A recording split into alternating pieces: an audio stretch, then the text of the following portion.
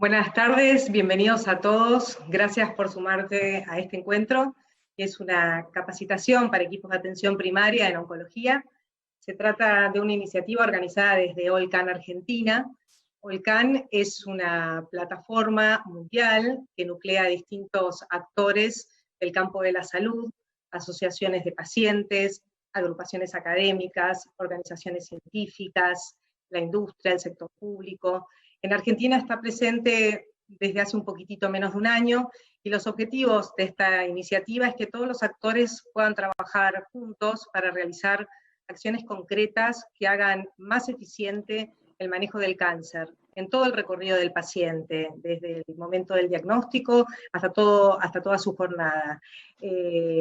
Para ello, organizamos este encuentro destinado a los equipos de atención primaria, ya que el objetivo es que pueda acortarse el espacio que hay entre los primeros síntomas y la derivación a un oncólogo. Estamos para ello junto con el doctor Diego Caen. El doctor Caen es el jefe de oncología de CORI, que es el Centro Oncológico Riojano Integral, y además es integrante de la comisión directiva de AOC, le agradecemos especialmente.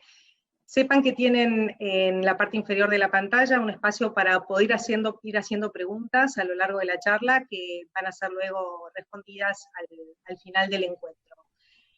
Muchísimas gracias de nuevo y los dejo con el doctor Caen. Bueno, me escuchan ahí, ¿no? ¿Y ven mi pantalla? ¿Sí? ¿Se ve?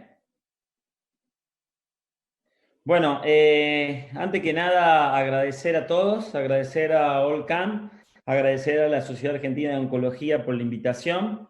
Me parece formidable la forma de encarar este tema. Me parece que el objetivo que tienen de acercar la medicina primaria a la oncología es fundamental, y creo que en eso los oncólogos hemos fallado en los últimos años, y gracias a esta iniciativa a lo mejor podemos empezar a tener mayor acercamiento, y eso va a traer beneficios principalmente para nuestros pacientes.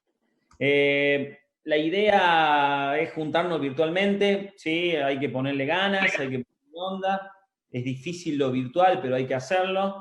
Nadie sabe bien qué está pasando, nadie sabe bien cuándo va a terminar, pero la realidad es esta, y hay que afrontarla y hay que tratar de seguir avanzando y seguir formándonos y seguir capacitándonos.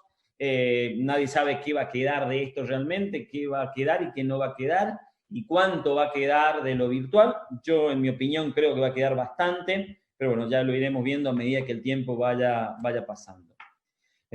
Básicamente, el objetivo de la presentación es que no se duerman, es que traten de estar atentos y estar siempre sincronizados con lo que voy diciendo, y tratar de prestar la atención de ustedes cada tanto para que justamente no se duerman. Pero bueno, quiero que entendamos que la oncología es un verdadero problema y que es un frecuente problema, y quiero que lo entiendan a eso, y los médicos que son generales y los médicos clínicos entiendan que van a lidiar todos los días con pacientes oncológicos, aunque no sean oncólogos.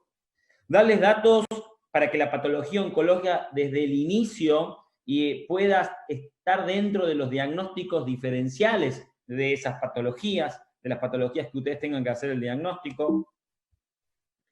Y voy a tratar de, en 45 minutos, hablar de muchos temas, pero voy a tratar de dejar en cada tema algún concepto para que realmente quede. Primero, quiero hablar un poquito de epidemiología del cáncer y que entiendan por qué digo que es un verdadero problema el cáncer. Estoy obligado a hablar un poco de biología y biología molecular, porque hoy el cáncer y la biología molecular prácticamente van de la mano, y hay algunos conceptos que son importantes que ustedes entiendan. Después voy a hablar un poco de la clínica general y cuando sospechamos de una patología oncológica. Luego nombraré las urgencias oncológicas, que no son tantas y que por suerte no son tan frecuentes, y terminaré con una conclusión y cierre, y todo esto lo haré en 45 minutos, prometo no pasarme de ese tiempo. Algunos conceptos que primero me parecen importantes. Primero, que es una enfermedad curable en casi las 2/3 partes de nuestros pacientes, ¿sí? O sea, esto que el cáncer es sinónimo a muerte no es real. Por supuesto que acá, en este 2/3, está metido todo lo que son tumores tempranos también, pero es un concepto que hay que ver cómo lo decimos, porque realmente 2/3 partes de los pacientes sí logramos curar.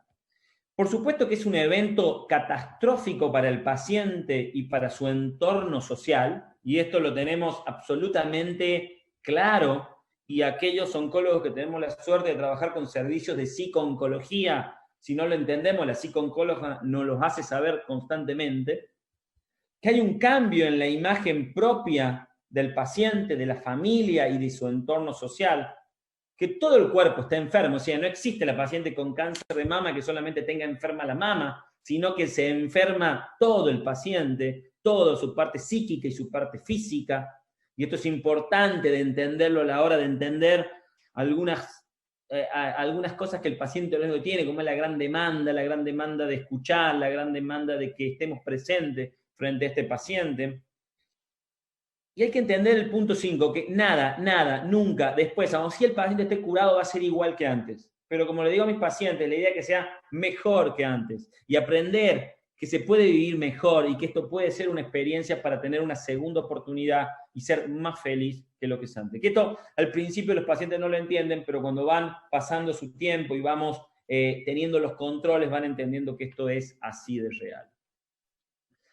Todos podemos ver esto, ¿no? Que es el Cancer Today, que es, digamos, ver la estadística y aquí nosotros podemos ver absolutamente todo. Digo esto porque un médico en general también puede entrar a esto y puede entrar y poner por sexo y puede poner por patología y puede poner por región y puede ver perfectamente la incidencia y la mortalidad de los cánceres prácticamente a tiempo real. Si bien es cierto, hay lugares como nuestra región donde la estadística no son absolutamente ideales, podemos tener una representación de lo que está.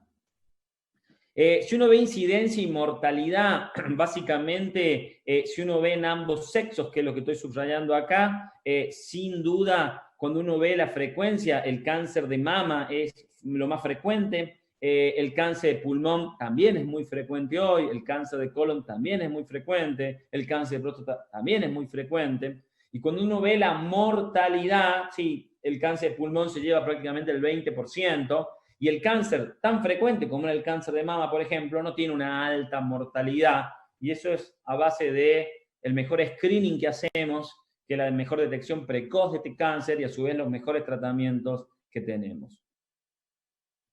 Esto es a nivel mundial, ¿no? O sea, estos números, ¿sí? Con la población total, tenemos 129.000 nuevos casos con un número de muerte que ronda prácticamente ahí en ese 50% y una prevalencia de casos a 5 años que es muy alta, y esto es indudable. Y si uno ve Argentina, el cáncer de mayor incidencia es el cáncer de mama, luego sigue el cáncer de colon, luego sigue el cáncer de próstata, luego el cáncer de pulmón, el cáncer de riñón y el cáncer de páncreas, ¿no? O sea que de acuerdo a la región también va variando la incidencia y también va variando la mortalidad, y todavía hay lugares en nuestro país, como en La Rioja, como en todo lo que es el NOA, donde el cáncer de cuello uterino sigue teniendo una importancia de mortalidad, que creemos que gracias a la vacuna en los próximos años esto va a por lo menos disminuir su mortalidad.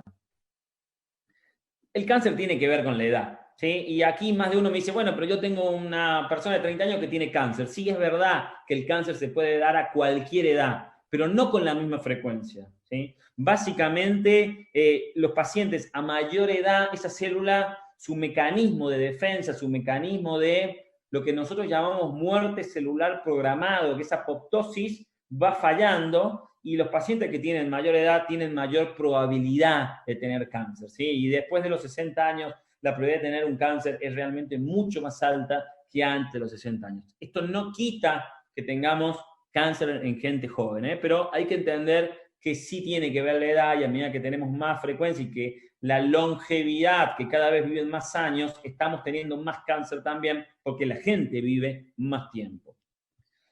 Y por supuesto que claramente nos va muy bien en algunos cánceres y claramente nos va muy mal en otros cánceres, ¿sí? Entonces nos va muy bien en cáncer de mama, y esto es real porque logramos sobrevidas a 5 años que ya van al 70%, y seguimos con muy mala mortalidad en cáncer de páncreas cuando no tenemos prácticamente ningún paciente vivo con cáncer de páncreas metastásico a los 5 años. Entonces, claramente la oncología no va toda igual, hay tumores que van mejor y hay tumores que van un poco más lento en cuanto al pronóstico.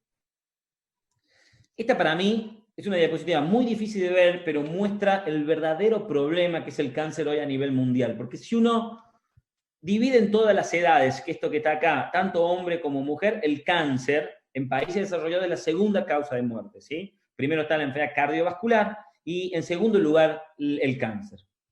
Pero cuando nosotros vamos a la edad productiva de un país, a las personas que realmente hacen que un país se mueva económicamente, que son entre los 40 y los 60 años, 70 años, vemos que el cáncer se convierte en la primera causa de muerte, ¿sí? O sea, esta es la gente que saca licencia, esta es la gente que no puede trabajar por esta enfermedad. Entonces, esto es un problema que también es un problema de salud pública y también es un problema que debe ser encarado para poder disminuir la mortalidad, como disminuyó la mortalidad cardiovascular gracias a la mejor prevención cardiovascular, a los mejores tratamientos cardiovasculares. O sea, esto hace que el cáncer sí sea no solamente un problema de un paciente en particular, sino que sea un problema de un país, de una región, y que sea importantísimo encararlo de esta forma.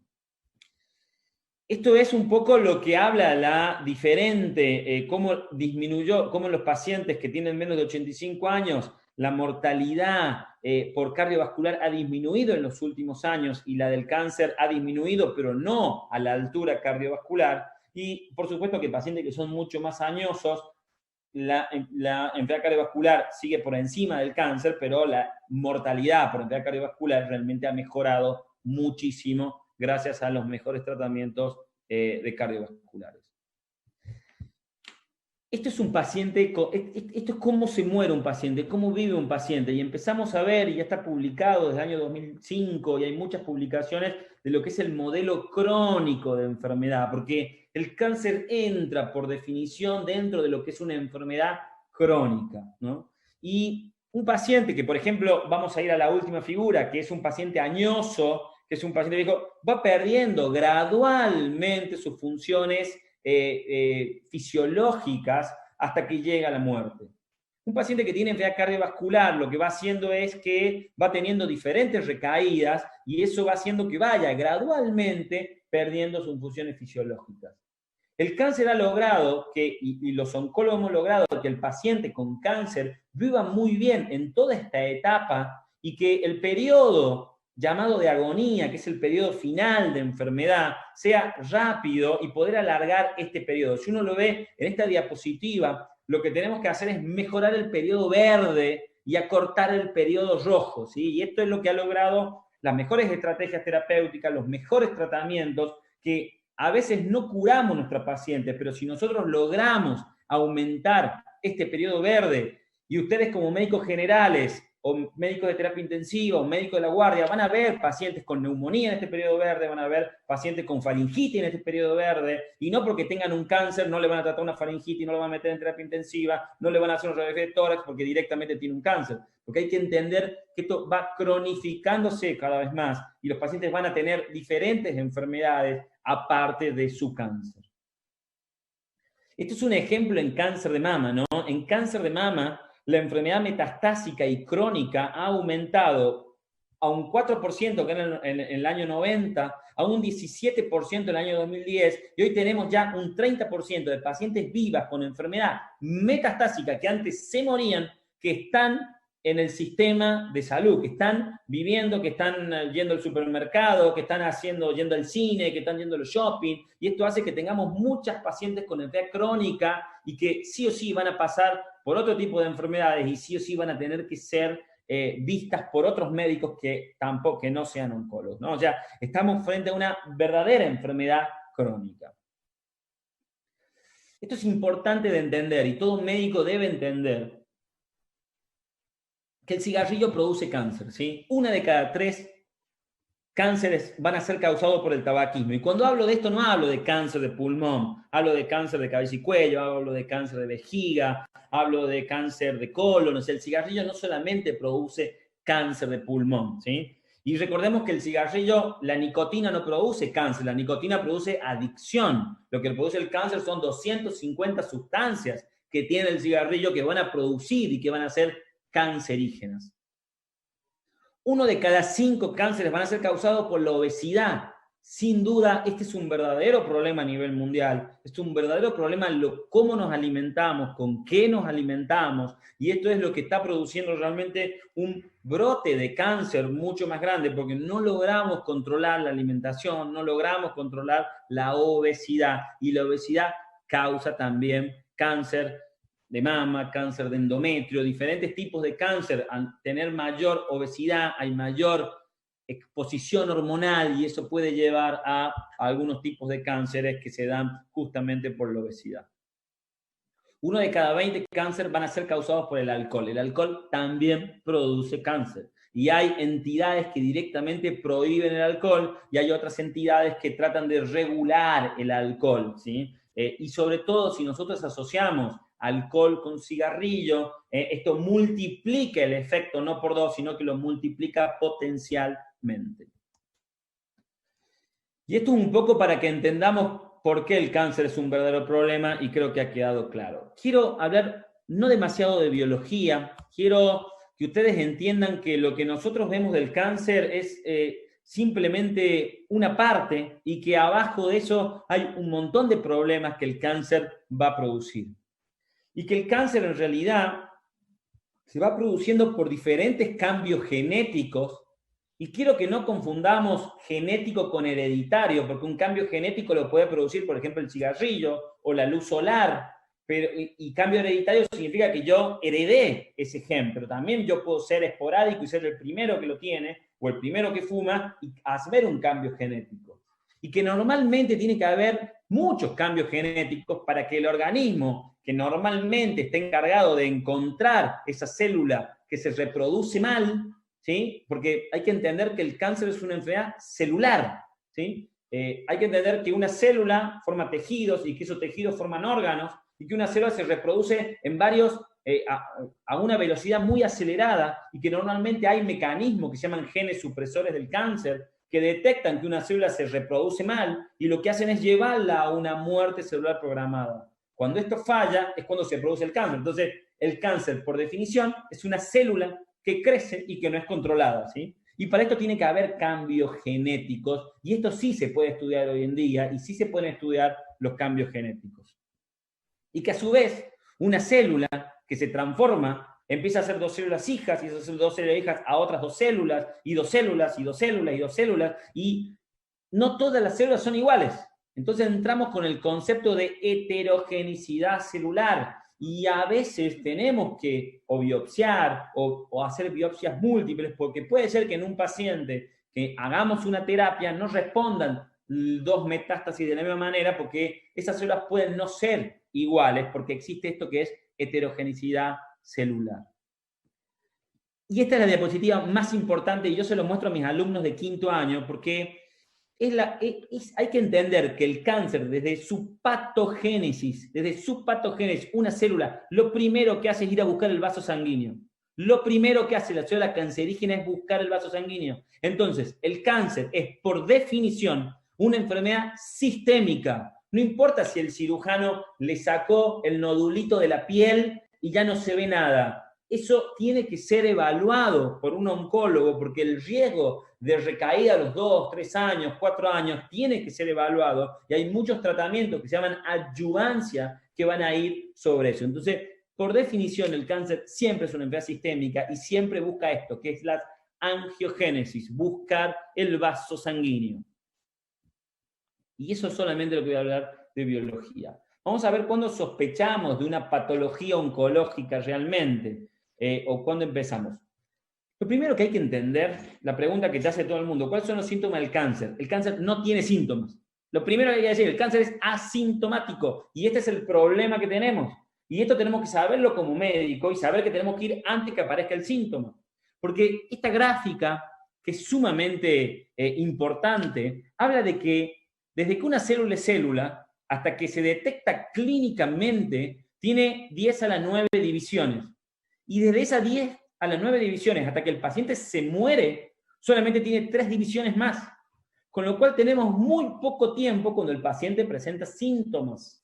Entonces, esto es lo que nosotros tenemos que trabajar, la prevención, el screening, la detección temprana, que la mujer se haga la mamografía todos los años, que la mujer se haga el Papa Nicolau, que el hombre, por más que sea hombre, se haga el PSA y se haga el tacto rectal para encontrar el cáncer de próstata antes que aparezca el síntoma, porque cuando el síntoma está, la cosa puede ser demasiado tarde.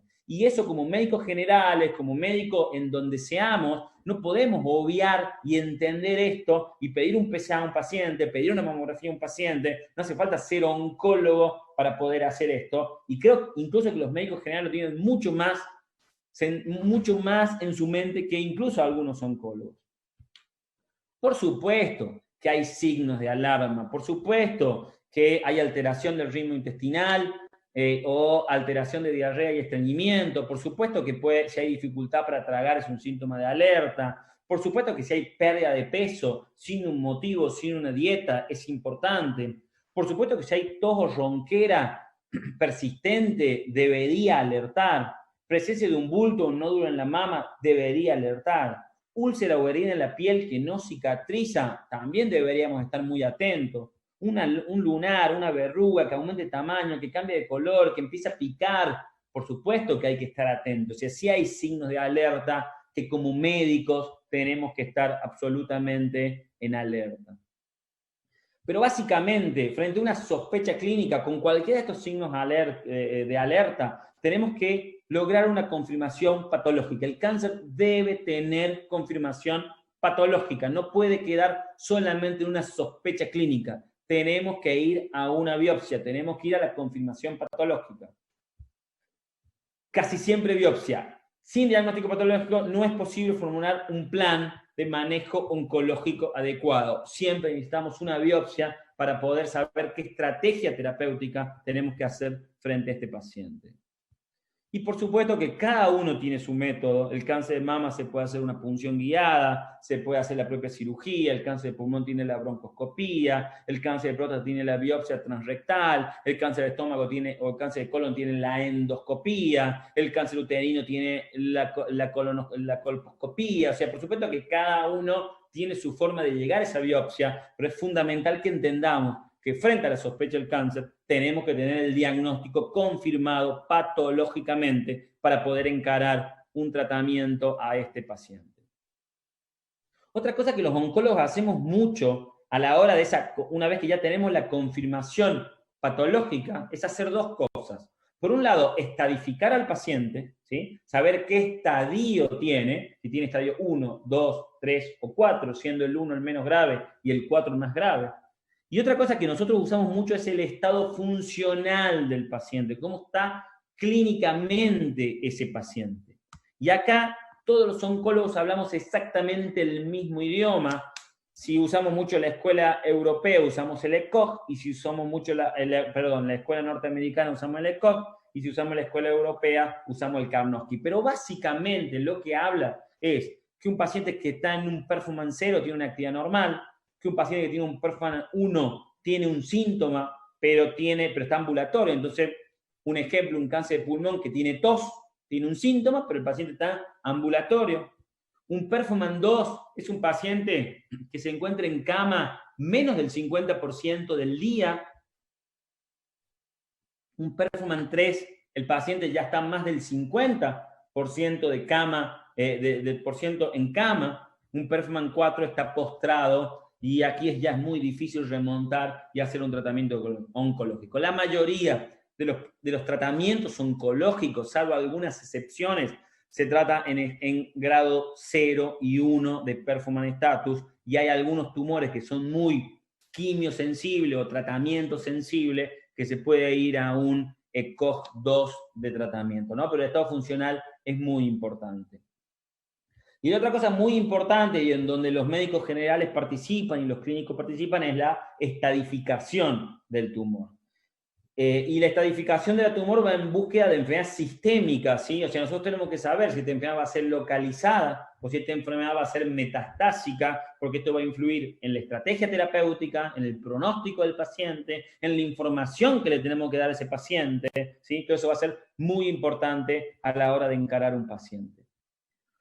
Por supuesto que no siempre, pero hay que tener en cuenta que cada tumor tiene sus síntomas, ¿sí? Entonces ahí el cáncer de pulmón tiene tos, puede tener expectoración de sangre, que es la hemoptisis, puede tener dificultad respiratoria, puede tener dolor torácico, el cáncer de laringe, ronquera, el cáncer de esófago, dificultad para tragar, ¿no? Y así cada cáncer tiene su sintomatología particular, pero nada de esto es patognomónico, nada de esto hace el diagnóstico definitivo. Sí o sí tenemos que ir a un diagnóstico confirmatorio de la patología para poder terminar de definir que esto realmente es un cáncer. Estos son algunos afiches, algunas cosas muy interesantes de realmente cuáles son los síntomas de acuerdo a la patología, que están súper prácticos, donde por ejemplo en cáncer de mama del lado superior y en amarillo tenemos los síntomas y del lado inferior tenemos los factores de riesgo, que es importante que no solamente los médicos lo sepamos, sino que también los pacientes lo detecten. Entonces, vemos cómo en cáncer de mama los cambios en el pezón son muy importantes, sobre todo si son hundimientos del pezón, los cambios en la piel, el desarrollo de bultos o de nódulos, los cambios en el tamaño o en las formas. Aquí hay que tratar siempre de que haya un autoexamen mamario y que haya la mamografía anualmente. Y hay factores de riesgo que también son importantes a tener en cuenta.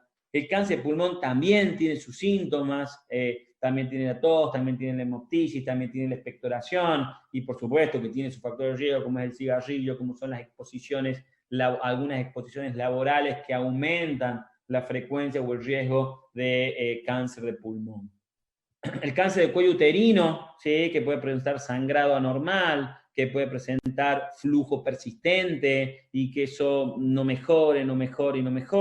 Por supuesto que hay factores de riesgo y uno de los factores más importantes en cáncer de cuello es el HPV. De hecho, el HPV produce cáncer del cuello uterino y eso hay que medirlo y hay que hacer Papa Nicolau y hay que medir y hay que saber qué HPV tienen nuestros pacientes. El cáncer colorectal, que cada vez aumenta más su incidencia, ¿sí? Y entonces hay que tener en cuenta si hay constipación, si hay sangrado rectal, si hay cambio en la frecuencia evacuatoria, si hay algún tipo de vómitos. Todos estos síntomas tienen que entrar dentro de un diagnóstico sindrómico que nos hagan tener diferentes diagnósticos diferenciales, pero dentro de esos diagnósticos diferenciales deben estar los cánceres. Y yo no digo que toda alteración de la evacuación intestinal sea un cáncer, probablemente también sea un colon irritable, pero el cáncer debe entrar dentro del algoritmo diagnóstico y dentro de los diagnósticos diferenciales que tenemos que entender, porque el cáncer es altamente frecuente.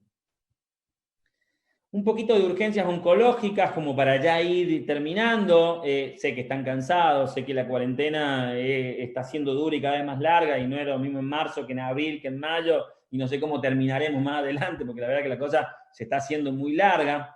Pero las urgencias oncológicas, primero, son inesperadas, requieren de atención inmediata y no lo van a encontrar el oncólogo si es sábado, domingo o una guardia, con lo cual el médico general debe estar atento de lo que es una urgencia oncológica porque las primeras 2 horas de tratamiento pueden cambiar la perspectiva de ese paciente y son peligrosas porque son potencialmente mortales. Entonces es importante que entendamos esto y que el médico general esté familiarizado con estas urgencias oncológicas.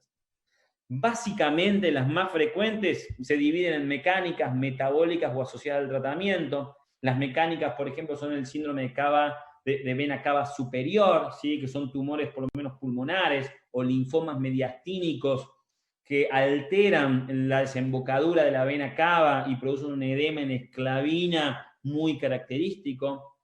Sin duda, uno de los más frecuentes es la compresión de la columna, de la médula espinal, que es una urgencia oncológica y que si no actuamos desinflamando la médula con corticoides en las primeras 2 horas, el paciente puede quedar parapléjico o tetrapléjico de acuerdo al lugar. Y realmente esto es muy frecuente en cáncer de mama, en cáncer de pulmón, que son tumores de altísima frecuencia.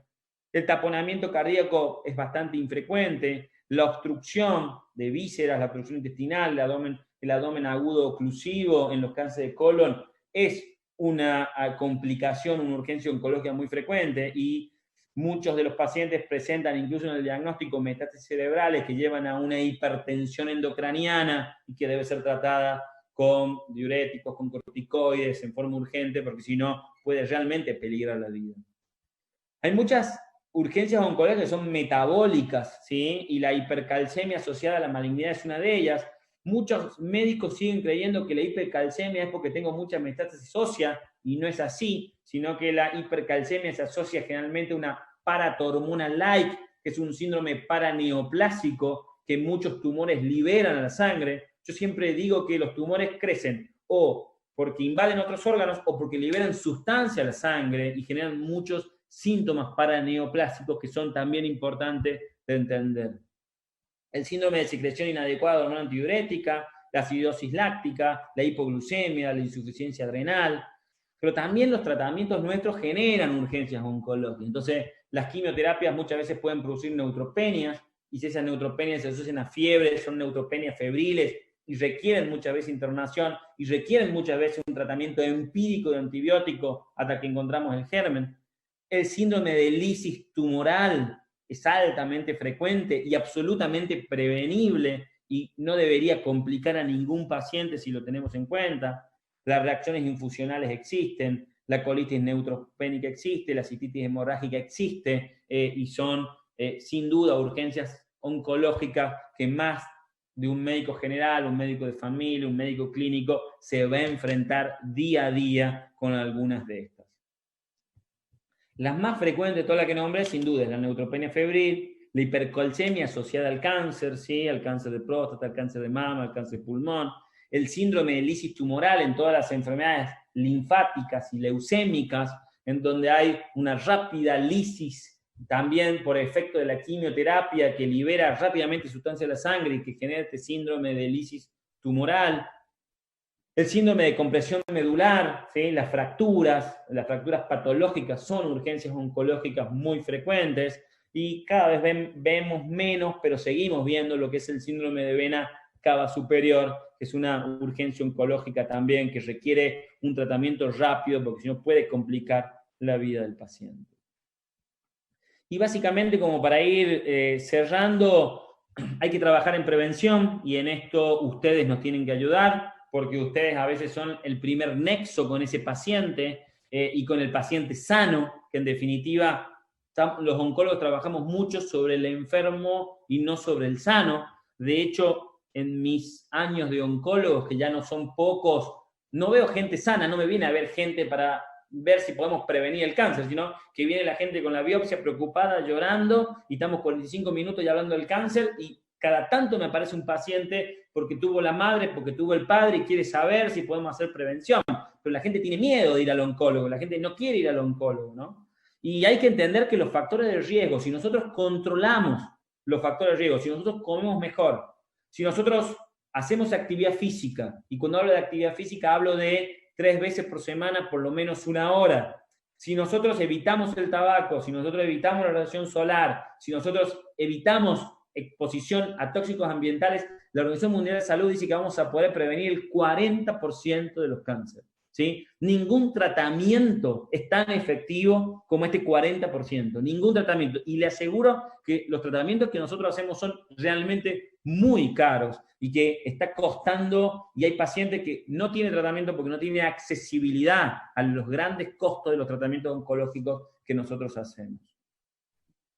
10 consejos para irnos a casa, ¿sí? No fumar, el tabaco es perjudicial para la salud y para la salud de los que los rodean. Disminuir la ingesta de alcohol, por lo menos disminuirla. Evitar exposición prolongada al sol y quemaduras, sobre todo en los primeros años de vida. Guarda con los chicos, cuidemos la piel tiene memoria, te lo dicen todos los dermatólogos, ¿sí? Y hay que cuidar los primeros años. Respetar las normas de seguridad en el trabajo, en las zonas destinadas a sustancias potencialmente que pueden ser cancerígenos. Ahora usamos todos barbijos, pero bueno, antes nadie se ponía un barbijo, ¿no? Y a lo mejor es algo que debería quedar para gente que trabaja en donde hay exposición a asbesto, o metalúrgicos, o la propia madera, ¿no? Aumentar el consumo diario de verdura, de fruta, de fibra. La Organización Mundial de la Salud recomienda volver a la huerta familiar, al patio de la casa, ¿sí? A sembrar la lechuga, al tomate, a tratar de volver a esa huerta en donde no hay tantos químicos. La verdad que uno no sabe bien qué tomate come hoy, qué lechuga come hoy, qué morrón come hoy. Esto es una realidad. Y aumentar las frutas y aumentar las fibras y acostumbrar a los chicos a comer esto, ¿sí? Para que el chico no sufra tanto como sufre hoy el grande porque no se alimentó bien. Evitar el exceso de peso, hay que tratar de tener un peso lo más estable que se pueda a lo largo de la vida, evitar el sedentarismo, el consumo excesivo de grasas, consultar al médico ante la aparición de cualquier síntoma o consultar al médico sano, me parece que es lo mejor que podemos aconsejar a toda la gente que conocemos. Consultar al médico si hay existencia de pérdida de peso importante, si hay alteración del ritmo intestinal, si hay tos persistente. No porque esto vaya a ser un cáncer, porque probablemente esto no sea un cáncer, pero por lo menos entender que esto puede llegar a serlo y cuanto antes lo descubramos, mucho más solucionable va a ser esto. Participar en los programas de detección temprana del cáncer de cervix, del cáncer uterino, del cáncer de colon. Hay que tratar de participar más, de estar más presente, de aconsejar más el estar en este tipo de programas que lo tiene el ministerio, que lo tiene el Ministerio Nacional, pero que a veces la gente le pone un mamógrafo en la puerta y no se va a hacer la mamografía. Aquí en La Rioja va el mamógrafo móvil a todos lados y las mujeres no van porque tienen miedo a hacerse la mamografía, ¿no? Igual, quiero decir que por mi experiencia el hombre es muchísimo más cobarde que la mujer y la mujer hace muchísimo más controles que el hombre y cuando se enferma un hombre es verdaderamente una tragedia y cuando se enferma la mujer hace su quimioterapia, su tratamiento y sigue manteniendo la familia y sigue manteniendo todo eso y el hombre absolutamente no hace nada de esto. Autoexplorarse manualmente las mamas, acorde a los programas de detección precoz de mama, es importante que la mujer se conozca, que la mujer conozca sus mamas, sepa si aparece un bulto, sepa cómo está el pezón, todo eso es importante. Y nada, más allá, seamos médicos de familia, seamos médicos generales, seamos médicos asistenciales, seamos enfermeros, seamos la administradora de un hospital, ¿sí? Tenemos que trabajar en equipo, porque si no, absolutamente no llegamos a ningún lado. Y estas iniciativas que tienen ustedes de OLCAM, que tiene la Asociación Argentina de Oncología, que tiene diferentes asociaciones, es importante que las unamos y que podamos trabajar en el beneficio absoluto de la gente, que no deje de ser nuestro propio beneficio también, porque nosotros también hoy estamos de este lado, pero mañana somos pacientes, y esto no hay que olvidarlo nunca, que hoy estamos sanos y que mañana podemos dejar de estar sanos, porque nadie tiene asegurado absolutamente nada en este mundo. Y muchísimas gracias, y dejo de compartir pantalla para escuchar las preguntas.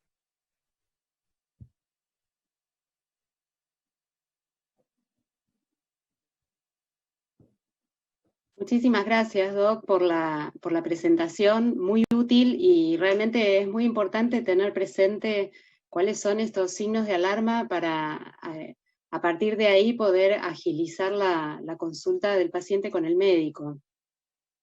Tenemos algunas preguntas. Aquí nos dicen, Erika nos pregunta, ¿hay excepciones de un DHP, por ejemplo, hepatocarcinoma? ¿Hay excepciones en qué sentido? Lo preguntará. A ver, el hepatocarcinoma es un tumor no muy frecuente, pero que sí se da. Es un tumor que se da generalmente en pacientes que tienen cirrosis, pero no siempre, con lo cual eso sí puede ser una excepción. Generalmente en un paciente cirrótico el hepatólogo lo recontraestudia, lo va estudiando, lo va siguiendo, pero bueno, hay hepatocarcinoma que se dan en pacientes no cirróticos, pero ahí es importante la prevención de la hepatitis B, de la hepatitis C, la vacunación, digamos. O sea, en hepatocarcinoma es un tema complejo porque no presenta síntomas prácticamente, sino que surge de muchos hepatocarcinomas de novo que no están asociados a cirrosis, surgen porque el paciente, no sé, se está por hacer una cirugía, se hace una ecografía y se ve el nódulo hepático. Muchos surgen por diagnósticos no buscando ese tipo de enfermedad, sino buscando otro tipo de enfermedades. Lo que sí es cierto es que no hay un screening para hepatocarcinoma, salvo que sea un paciente cirrótico que sí tiene una secuencia de seguimiento, pero si no, no hay un screening específico para hepatocarcinoma. Yo creo que entraría en el screening específico de todo tipo de pacientes con los síntomas generales que hablamos, ¿no? Perfecto. Aquí tenemos otra pregunta de Ignacio que dice, ¿cuáles son los tumores que hoy tienen screening en el sistema público de salud aquí en Argentina?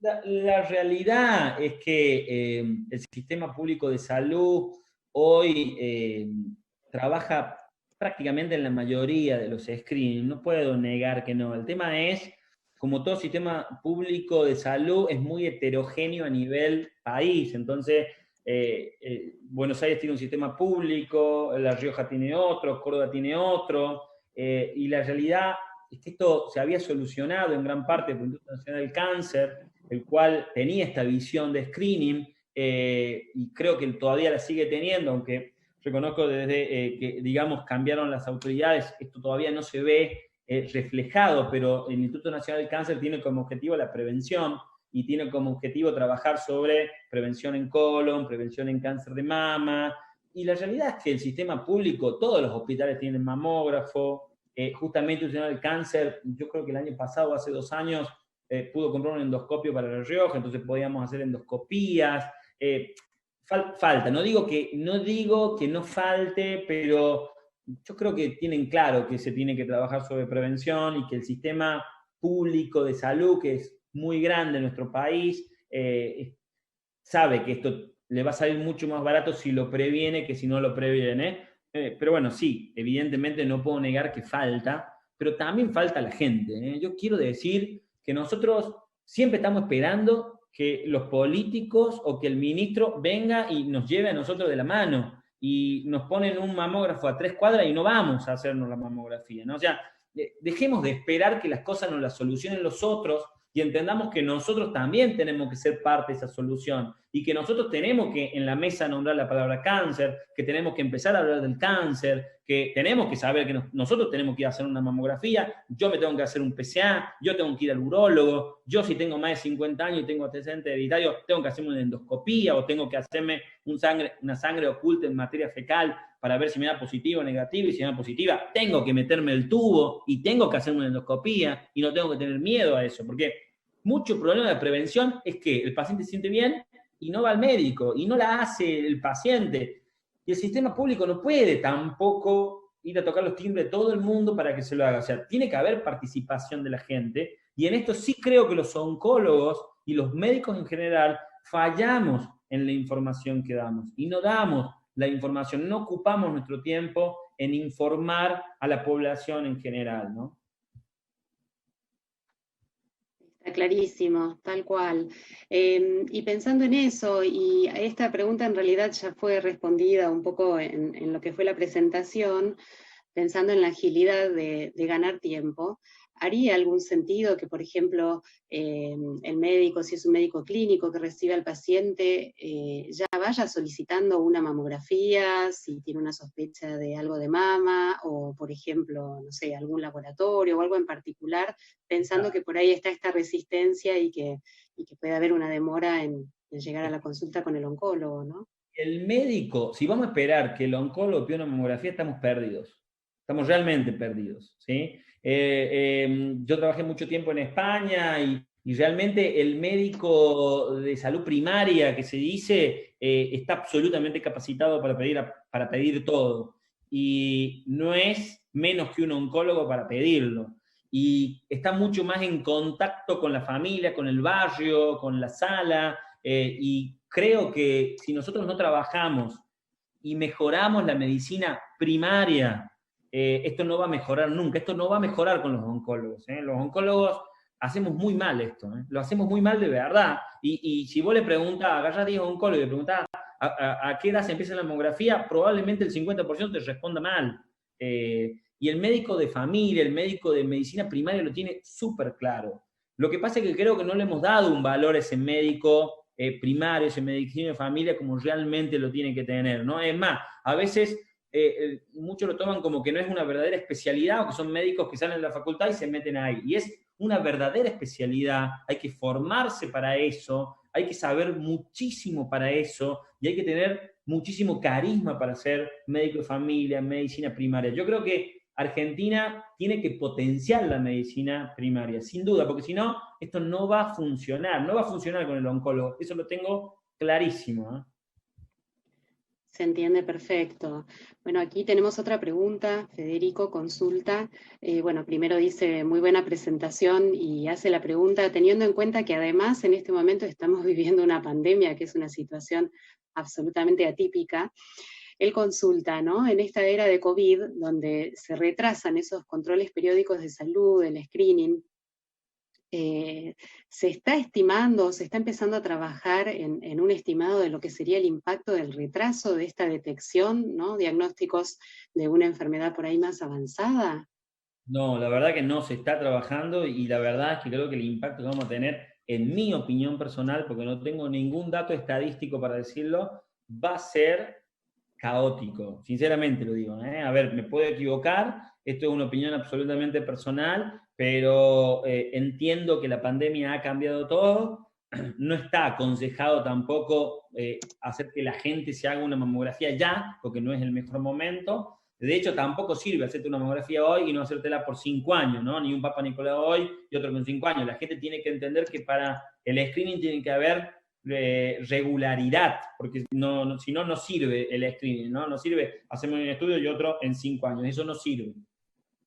Pero creo que no estamos evaluando el impacto que vamos a tener de enfermedades, retraso de cirugías y retrasos de diagnóstico, y esto va a ser un problema post-pandemia, como va a ser lo económico, vamos a tener un montón de problemas post-pandemia, y probablemente la oncología sea otro. Por eso yo te puedo decir que conozco todos los centros de Buenos Aires y conozco muchos centros en donde hay muchísimo COVID y muchísimos casos, y no ha frenado nadie esto, ¿no? O sea, todos siguen trabajando con muchísima dificultad, pero se está tratando de continuar, aunque evidentemente no estamos continuando como antes.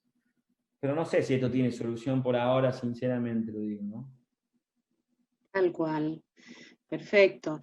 Bueno, también nos consultan si se pueden bajar de algún lado los póster. Aquí tenemos el mail de la persona que consulta, así que nos pondremos en contacto con ella, con Erika, y se los hacemos llegar, obviamente, no hay ningún problema. La idea es que justamente puedan contar con todo ese material e incluso lo puedan tener disponible en los servicios. Bueno, si le parece bien, Doc, vamos como ya redondeando para que la gente que se está acercando al horario de la cena pueda empezar también a ocuparse de eso y a relajarse. No sé si quiere decir algún comentario o algún cierre.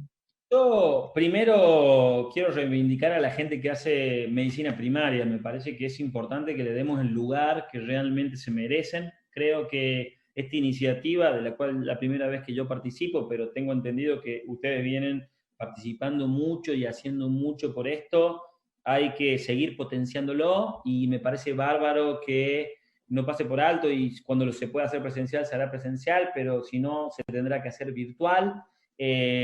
Pero es fundamental acercar las brechas que tenemos en nuestro país en general y en todos los temas en general, digamos. Tenemos que todos tratar de trabajar más en equipo, porque no estamos acostumbrados a trabajar en equipo, y esto nos está trayendo muchísimo problema, que probablemente lo veamos más por la pandemia, pero creo que tenemos que aprender de esta situación y de que todo nos quede una enseñanza de esta situación. Y nada, y entender que nadie es sano para siempre, y que todos podemos ser enfermos el día de mañana, y que todos tenemos que entender que tenemos que hacer prevención, ya sea local, cada uno en su casa, general, familiar, y en definitiva todos hablar de esto y tratar de entender que hay que ir al médico sano, ¿no? Que entender que la salud es responsabilidad de uno, no es responsabilidad del ministro de salud, del presidente de la nación, ni quién, porque el presidente cambia, el ministro cambia, las autoridades cambian. Es responsabilidad de uno, y está en uno entender que tiene que hacerse ese control. Tal cual, y naturalizarlo en las conversaciones, ¿no? En la casa, en la familia, y poder bajar un poco el temor a lo que pueda pasar. Cuanto más precozmente consulta uno, mejores son los pronósticos y las posibilidades, ¿no? Tal cual, exactamente. Coincidimos plenamente. Bueno, mil gracias, doctor, por esta charla. Lo bueno es que va a quedar aquí colgada en el sitio de la OC, así que va a quedar disponible para todos los que puedan tener ganas de utilizarla, que siempre es útil porque sirve para recordar cosas que uno vio en la facultad en algún momento, pero bueno, cuando los contenidos son tantos y cuando uno está en la vorágine del día a día, a veces se le pierde tenerlo más cerca de la superficie de la memoria. pero está buenísimo todo esto. No sé, Euge, si querés comentar algo, pero me parece que ya estamos... Bueno, de nuevo, gracias al Doc, la verdad que súper clara la presentación, hay comentarios agradeciendo eso especialmente, y los que se están contactando para recibir las láminas, se las vamos a hacer llegar. Así que bueno, gracias de nuevo a todos por sumarse. Desde Olcan vamos a seguir con distintos proyectos, iniciativas, siempre con el mismo objetivo, y posicionándonos fuerte en esto que el doctor Cahen insistía, de revalidar al médico de atención primaria, al médico de familia, como un eslabón fundamental en el abordaje del cáncer. Gracias a todos. Tal cual, muchas gracias a todos. Buena semana. Gracias a todos. Gracias, Doc. Gracias, chicas, gracias. Un gusto, y la Asociación Argentina de Oncología está súper presente y colaborando con ustedes para que justamente hagamos de este tipo que hablamos siempre, ¿no? Tal cual, muy agradecidas también con la asociación. Gracias. Chao a todos.